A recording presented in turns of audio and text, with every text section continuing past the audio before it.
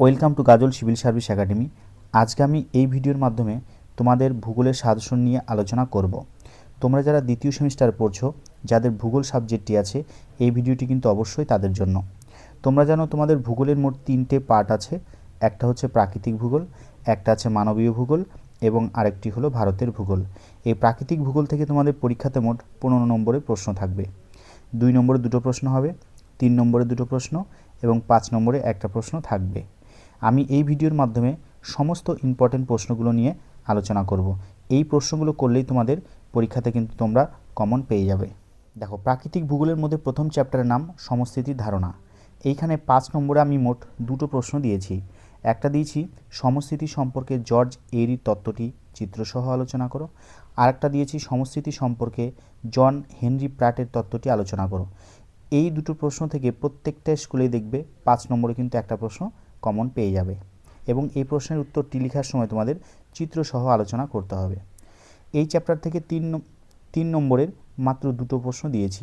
একটা দিয়েছি সীমাটোজেনি কাকে বলে, এর বৈশিষ্ট্য লেখো, অথবা এই প্রশ্নটাই ঘুরিয়ে আসতে পারে সমস্থিতিক ভারসাম্য বা সমস্থিতিক সমন্বয় সম্পর্কে আলোচনা করো। 2 নম্বরে দিয়েছি সমস্থিতি সম্পর্কে এরির মতবাদ এবং প্রাটের মতবাদের মধ্যে পার্থক্য লিখো। ঠিক আছে। 2 নম্বরে দেখো মোট 5টা প্রশ্ন দিয়েছি। তাত্ত্বিক বা প্রমাণ অভিকর্ষ কাকে বলে, প্রকৃত বা বাস্তব অভিকর্ষ কাকে বলে, অভিকর্ষজ বিচ্যুতি বা অসঙ্গতি কাকে বলে, প্রতিবিধান তল বা প্রতিপূরণ তল কাকে বলে এবং 5 নম্বর দিয়েছি সমস্থিতির প্রতিস্থাপন বা আইসোস্ট্যাটিক রিবাউন্ড বলতে কী বোঝায়। তো এর মধ্যে মনে রাখবে এই 3 এবং 4 এই দুটো প্রশ্ন কিন্তু সবচেয়ে বেশি ইম্পর্টেন্ট।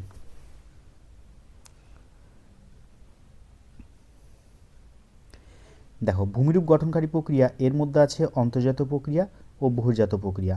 অন্তর্জাত প্রক্রিয়ার মধ্যে আছে ভাঁজ এবং চ্যুতি এবং বহির্জাত প্রক্রিয়ার মধ্যে আছে আবহবিকার, মৃত্তিকা, এই জিনিসগুলো কিন্তু এর মধ্যে আছে। এখান থেকে 5 নম্বরে অল্প কিছু প্রশ্ন দিয়েছি যে ভাঁজের বিভিন্ন গাঠনিক উপাদানগুলি চিত্রসহ আলোচনা করো, চ্যুতির বিভিন্ন গাঠনিক উপাদানগুলি চিত্রসহ আলোচনা করো, আর মৃত্তিকার সৃষ্টিতে ভূপ্রকৃতি, জলবায়ু ও আদিশিলার ভূমিকা আলোচনা করো। 4 নম্বর আছে দেখো মৃত্তিকার সংরক্ষণ বলতে কী বোঝায়, মৃত্তিকার সংরক্ষণের গৃহীত ব্যবস্থাপনা সম্পর্কে আলোচনা করো। আর 5 নম্বর দিয়েছি মৃত্তিকার সৃষ্টিতে আবহবিকার ভূমিকা। তো এই চ্যাপ্টারের মধ্যে এই 4 নম্বর এবং 5 নম্বর এই দুটো প্রশ্নই কিন্তু বেশি ইম্পর্টেন্ট। এখান থেকে কিন্তু 5 নম্বরের প্রশ্ন থাকতে পারে। তোমাদের বলে রাখি, তোমাদের 5 নম্বরের মোট 2টো প্রশ্ন দেওয়া থাকবে এবং তার মধ্যে তোমাদের কিন্তু একটা প্রশ্ন উত্তর করতে হবে এবং তার জন্য কিন্তু 5 নম্বর থাকবে। আচ্ছা, এই চ্যাপ্টার থেকে দেখো 3 নম্বরে অল্প কিছু প্রশ্ন দিয়েছি এবং এখান থেকে কিন্তু 3 নম্বর প্রশ্ন থাকবে। একটা দিয়েছি প্রতিসম ভাঁজ ও অপ্রতিসম ভাঁজের মধ্যে পার্থক্য লিখো, চ্যুতি ভৃগু ও চ্যুতি রেখা ভৃগুর মধ্যে পার্থক্য। 3 নম্বর দিয়েছি অনুলোম চ্যুতি বা স্বাভাবিক চ্যুতি ও বিলোম চ্যুতি বা বিপরীত চ্যুতির মধ্যে পার্থক্য লেখো। তো বেশিরভাগ স্কুলেই কিন্তু এই 3টা থেকে একটা 3 নম্বরের প্রশ্ন কিন্তু সেট করবে। এই 3টা প্রশ্ন অবশ্যই ভালো করে করবে এবং তার সাথে সাথে আমি আরও ইম্পর্টেন্ট প্রশ্নগুলো আলোচনা করছি। আচ্ছা, 5 নম্বর আছে স্তূপ পর্বতগ্রস্ত উপত্যকার পার্থক্য। এই 6 নম্বর প্রশ্নটা ইম্পর্টেন্ট আছে, অ্যালিভেশন আর ইলিভেশনের মধ্যে পার্থক্য। 7 নম্বর আছে যান্ত্রিক আবহবিকার, রাসায়নিক আবহবিকার মধ্যে পার্থক্য। 8 নম্বর প্রশ্নটা ভেরি ভেরি ইম্পর্টেন্ট প্রশ্ন, পেডোকাল মাটি ও পেডালফার মাটির মধ্যে পার্থক্য। 9 নম্বর প্রশ্নটাও ইম্পর্টেন্ট আছে, পরিণত মাটি অপরিণত মাটির মধ্যে পার্থক্য লেখো। আচ্ছা, 10 নম্বর প্রশ্ন আছে ভাঁজযুক্ত শিলাস্তরে বৈপরীত্য ভূমিরূপ সৃষ্টি হয় কেন, অথবা বৈপরীত্য ভূমিরূপ সম্পর্কে আলোচনা করো। এই প্রশ্নটা করতে হবে না। এখান থেকে 10টা প্রশ্ন করলেই কিন্তু যে কোনো একটা প্রশ্ন তোমরা 3 নম্বরে পেয়ে যাবে। আচ্ছা, এই চ্যাপ্টার থেকে দেখো 2 নম্বরে কিছু প্রশ্ন দিয়েছি, যেমন ভাঁজের বিভিন্ন গাঠনিক উপাদানগুলো থেকে কিন্তু একটা প্রশ্ন আসবে। বেশিরভাগ স্কুলে কিন্তু এখান থেকে একটা প্রশ্ন 2 নম্বরে সেট করবে, যেমন ভাঁজের অক্ষ কাকে বলে, অক্ষতল কাকে বলে, ভাঁজের বাহু, নতি, আয়াম, গ্রন্থিবিন্দু, গ্রন্থিরেখা, এইগুলো থেকে কিন্তু যে কোনো একটা প্রশ্ন আসতে পারে। 2 নম্বর দিয়েছি দেখো স্তরান্তল কাকে বলে। 3 নম্বর প্রশ্নেও আছে যে চ্যুতির বিভিন্ন গাঠনিক উপাদান, এখান থেকে কিন্তু একটা প্রশ্ন আসতে পারে, যেমন চ্যুতিতল কাকে বলে, চ্যুতিরেখা কাকে বলে, এইগুলো কিন্তু প্রশ্ন পরীক্ষাতে আসবে। 4 নম্বর প্রশ্ন আছে ব্রেকশিয়া কাকে বলে, গাউজি বা গজ কি। 6 নম্বর আছে স্লিকেনসাইট কি। তোমরা এই প্রশ্নগুলো কিন্তু ভালো করে রেডি করবে। আশা রাখছি প্রত্যেকটা স্কুলেই এখান থেকে কিন্তু প্রশ্ন থাকবে। 7 নম্বর আছে আবহবিকার কাকে বলে। 8 নম্বর প্রশ্ন আছে দেখো পুঞ্জিত ক্ষয় কাকে বলে, আবহবিকার পুঞ্জিত ক্ষয়ের মধ্যে পার্থক্য লেখো। 10-এ আছে দেখো টর্কি, নগ্নিভবন কাকে বলে, সোলাম কাকে বলে, হিমাস কাকে বলে, হিউমিফিকেশন কাকে বলে, খনিজকরণ কাকে বলে, ল্যাটারাইজেশন কাকে বলে, গ্লেজেশন কাকে বলে। এইগুলো প্রশ্ন কিন্তু পরীক্ষাতে থাকবে, তোমরা এইগুলো প্রশ্ন সবাই ভালো করে রেডি করে নাও।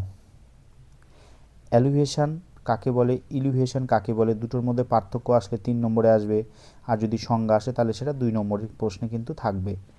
পেডালফার পেডোকাল মাটির সংজ্ঞা আসতে পারে বা পার্থক্য আসতে পারে। কঙ্কালসার মাটি কাকে বলে, শারীরবৃত্তীয় শুষ্ক মাটি কাকে বলে, ভৌত শুষ্ক মাটি কাকে বলে। তাহলে এইগুলো হচ্ছে 2 নম্বরের ইম্পর্টেন্ট প্রশ্ন। আচ্ছা, এরপর চলে যাব আবহাওয়া ও জলবায়ু এই চ্যাপ্টার থেকে। এখান থেকে দেখো 5 নম্বরে কী আসতে পারে, যে পৃথিবীর বায়ুমণ্ডলের উষ্ণতার তারতম্যের কারণগুলি আলোচনা করো। বৈপরীত্য উত্তাপ বলতে কী বোঝায়, বৈপরীত্য উত্তাপের কারণ কী, অথবা বৈপরীত্য উত্তাপ সম্পর্কে টিকা লিখতে হবে। আচ্ছা, পৃথিবীর নিয়ত বায়ু প্রবাহগুলির উৎপত্তি ও গতিপথ চিত্রসহ ব্যাখ্যা করো। অথবা ঘুরিয়ে আসতে পারে, পৃথিবীর নিয়ত বায়ু প্রবাহ সমূহের সচিত্র বর্ণনা দাও। তো আবহাওয়া জলবায়ু থেকে যদি কোনো 5 নম্বর প্রশ্ন সেট করে, তাহলে এখান থেকে কিন্তু একটা প্রশ্ন তোমরা পেয়ে যাবে। আচ্ছা, এই চ্যাপ্টার থেকে দেখো 3 নম্বরের মাত্র 6টা প্রশ্ন দিয়েছি। তার মধ্যে প্রথমটা আছে সূর্যরশ্মি তাপীয় ফল বা ইনসোলেশন, পৃথিবীর তাপের সমতা বা হিট বাজেট কি। আর এল নিনো লা নিনো থেকে কিন্তু প্রত্যেক স্কুলেই কম বেশি প্রশ্ন থাকবে। আচ্ছা, এখানে উষ্ণমণ্ডল হিমমণ্ডলের পার্থক্য, অ্যানাবেটিক বায়ু ক্যাটাবেটিক বায়ুর মধ্যেও পার্থক্য। আচ্ছা, 2 নম্বর অল্প কিছু প্রশ্ন দিয়েছে এই চ্যাপ্টার থেকে, দেখো মাত্র 5-6টা প্রশ্ন দিয়েছি এবং এই প্রত্যেকটা প্রশ্নই ভীষণ ইম্পর্টেন্ট। আইটিসি জেট কি, এল নিনো কি, কোরিলিস বল কাকে বলে, জিওস্ট্রপিক বায়ু কাকে বলে, ডোলডাম বা নিরক্ষীয় শান্ত বলয়ের সংজ্ঞা দাও, রোজবি তরঙ্গ কাকে বলে। ঠিক আছে। আচ্ছা, প্রাকৃতিক ভূগোলের 4 নম্বর চ্যাপ্টারটির নাম কিন্তু বায়ুমণ্ডল। এখান থেকে 5 নম্বর আমি মোট একটা প্রশ্ন দিয়েছি, যে জলচক্রের বিভিন্ন উপাদানগুলির সংক্ষিপ্ত বর্ণনা দাও, অথবা জলচক্রের মূল বিষয়গুলি আলোচনা করো। ঠিক আছে। আচ্ছা, এই বায়ুমণ্ডল থেকে দেখো 3 নম্বরে মাত্র 3টা প্রশ্ন দিয়েছি। ভৌমজলের উৎসগুলি কী কী আলোচনা করো, অ্যাকুইফার কাকে বলে, অ্যাকুইফারের শ্রেণীবিভাগ লেখো, জলপ্রবাহ চক্র যেটাকে বলছে রান অফ সাইকেল সেটা বলতে কী বোঝায় এবং এর গুরুত্ব আলোচনা করো। তাহলে এটা গেল তোমাদের হচ্ছে প্রাকৃতিক ভূগোল। এখানে মোট 4টে চ্যাপ্টার আছে এবং সেখান থেকে পরীক্ষাতে মোট কত নম্বর আসবে দেখো। প্রথমে আমি বলে দিলাম যে এখান থেকে মোট 15 নম্বর থাকবে এবং সেই 15 নম্বরটা কীভাবে আসবে সেটা কিন্তু বলা আছে। 2 নম্বরে 2টো, 3 নম্বরে 2টো এবং 5 নম্বরে একটা প্রশ্ন। এখানে 4টা চ্যাপ্টার থেকে যে 5 নম্বর প্রশ্নগুলো দিয়েছি, ওই প্রশ্নগুলো থেকে যে কোনো 2টো প্রশ্ন পরীক্ষাতে চলে আসবে এবং তোমাদের একটা উত্তর করতে হবে এবং তার জন্য থাকবে 5 নম্বর। দেখো, মানবীয় ভূগোল থেকে মোট 12 নম্বরের প্রশ্ন থাকবে। 2 নম্বর থাকবে 3টা প্রশ্ন এবং 3 নম্বর থাকবে 2টো প্রশ্ন। এখান থেকে কিন্তু কোনো প্রকার 5 নম্বরের প্রশ্ন থাকবে না। মানবীয় ভূগোলের মধ্যে আছে কি কি দেখো, শিল্প আছে, 3য় স্তর, 4র্থ স্তর ও 5ম স্তরের অর্থনৈতিক কার্যাবলীগুলো আছে। তো শিল্প চ্যাপ্টার থেকে কিন্তু 3 নম্বর প্রশ্ন অবশ্যই বেশি করে করবে। দেখো, প্রথম প্রশ্ন দেওয়া আছে যে পিলিজিক মাছ ও ডেমার্শাল মাছের মধ্যে পার্থক্য লেখো। পরের প্রশ্ন আছে অ্যানাড্রোমাস ও ক্যাটাড্রোমাস মাছের মধ্যে পার্থক্য লেখো। তারপরটা আছে দেখো পৃথিবীর বাণিজ্যিক মৎস্যক্ষেত্রগুলি বা মৎস্য আহরণ ক্ষেত্রগুলি গড়ে ওঠার কারণগুলি আলোচনা করো। 3 নম্বর প্রশ্নটা আছে আমেরিকা যুক্তরাষ্ট্রে কাগজ শিল্প গড়ে ওঠার কারণগুলি আলোচনা করো। 4 নম্বর আছে কাগজ শিল্পে চীন কেন উন্নত সেই কারণগুলি আলোচনা করো।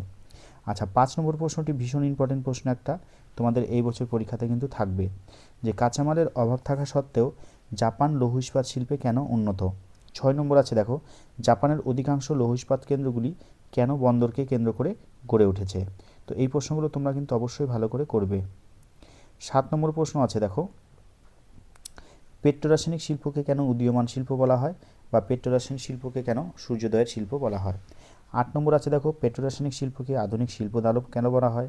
9 নম্বর আছে আমেরিকা যুক্তরাষ্ট্রে মোটরগাড়ি নির্মাণ শিল্পে উন্নতির কারণ।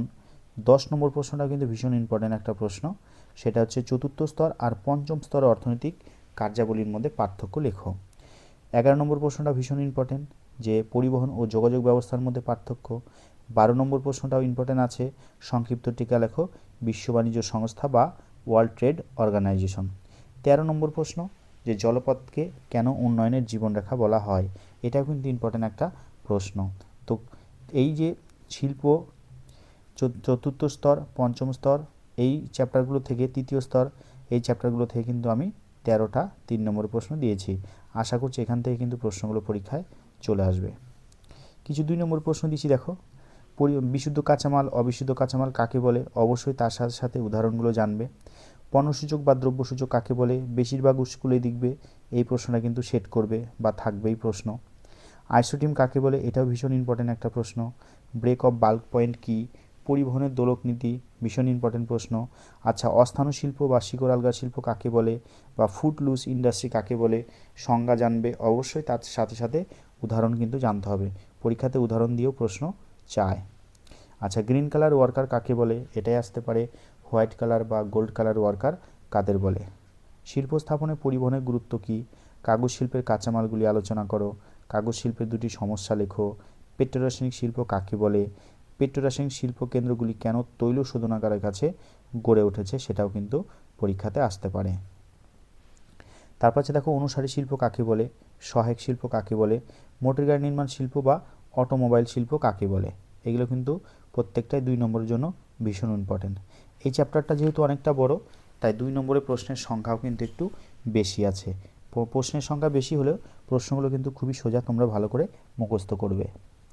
সংযোজন ভিত্তিক শিল্প কাকে বলে, তৃতীয় স্তরের অর্থনৈতিক কার্যাবলী কাকে বলে, সোনালী চতুর্ভুজ, হীরক চতুর্ভুজ, এই দুটোর মধ্যে থেকে কিন্তু একটা পরীক্ষাতে থাকতে পারে, ভীষণ ইম্পর্টেন্ট প্রশ্ন।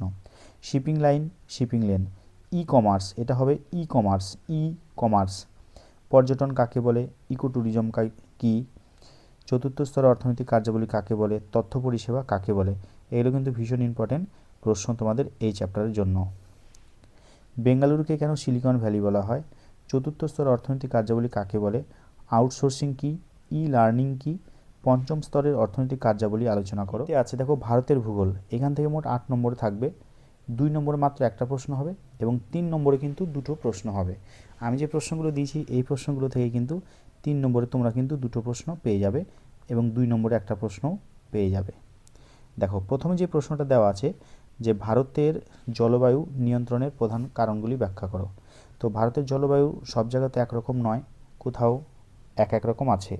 এক একটা জায়গাতে এক এক রকম জলবায়ু আছে, যেমন পার্বত্য অঞ্চলে একরকম আছে, মালভূমি অঞ্চলে একরকম আছে। তো জলবায়ু নিয়ন্ত্রণের কারণগুলোকে জানতে হবে।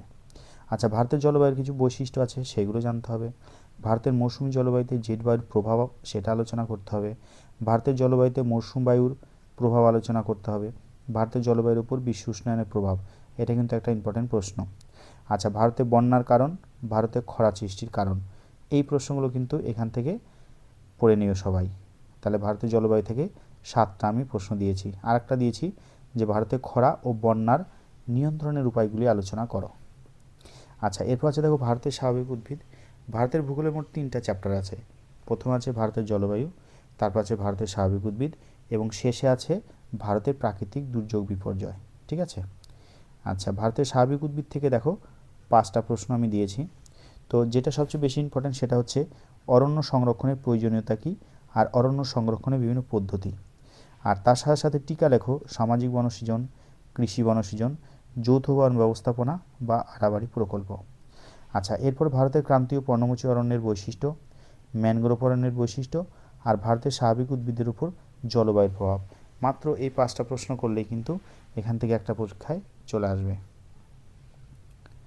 আচ্ছা, এরপর আছে দেখো ভারতের প্রাকৃতিক দুর্যোগ ও বিপর্যয়। এখান থেকে মাত্র 3টা প্রশ্ন দিয়েছি।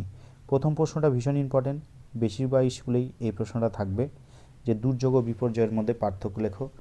তারপর আছে দেখো বিপর্যয় পূর্ববর্তী ব্যবস্থাপনা আর বিপর্যয়ের পরবর্তী ব্যবস্থাপনা সম্পর্কে আলোচনা করো।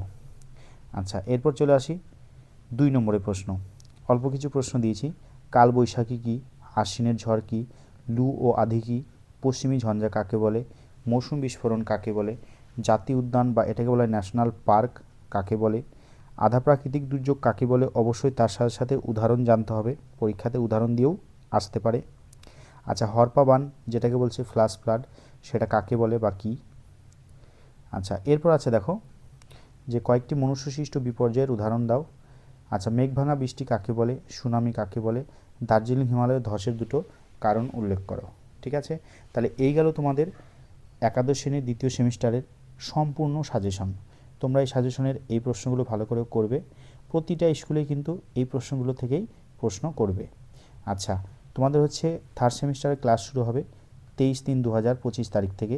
যারা অফলাইনে এবং স্পেশাল ব্যাচে ভর্তি হতে চাইছো তারা কিন্তু আগে থেকে এই নাম্বারে যোগাযোগ করে নিও।